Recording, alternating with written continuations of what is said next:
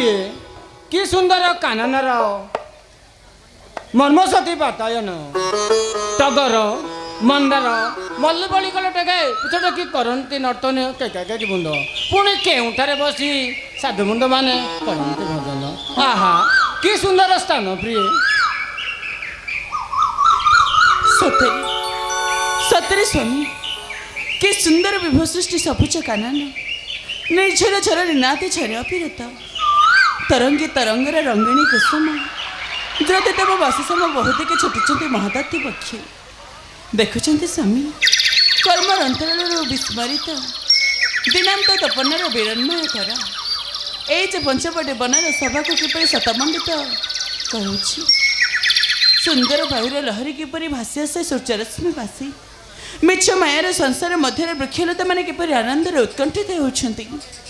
कि रमणीय दृश्य कि रमणीय परिवेश चतुर्दिक केवल सुगंध ही सुगंध कोइलीर कुहू कुहू स्वर झरणार कोलकोल नादरी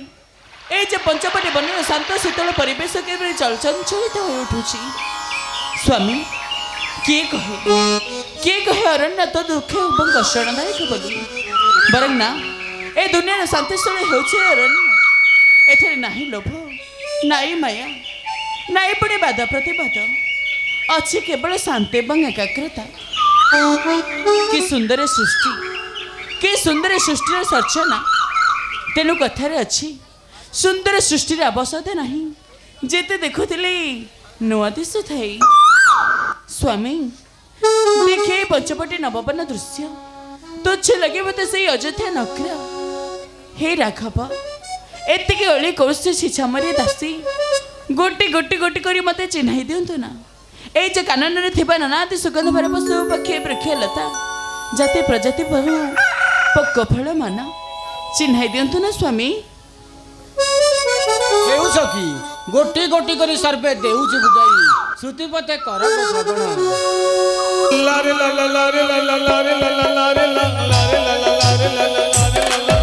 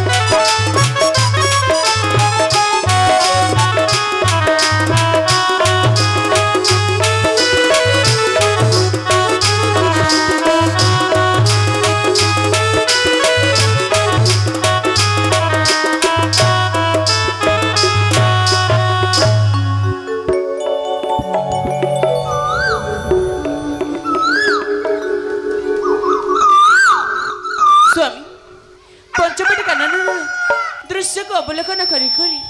ଅତିକ୍ରମ କରିଲେଣି ବହୁତର ପଥ। ଏଣେ ଭାରି କ୍ଳାନ୍ତ ଲାଗିଲାଣି। ଚାଲନ୍ତୁ ତୋର ଝିଅମାନେ କିଛି କ୍ଷଣ କରିବା ବିଶ୍ରାମ ପରେ ଆମେ ଚାଲିଯିବା ଆମ ଗନ୍ତବ୍ୟ ପଥରେ। ଚାଲନ୍ତୁ ନା ରଘୁନାଥ।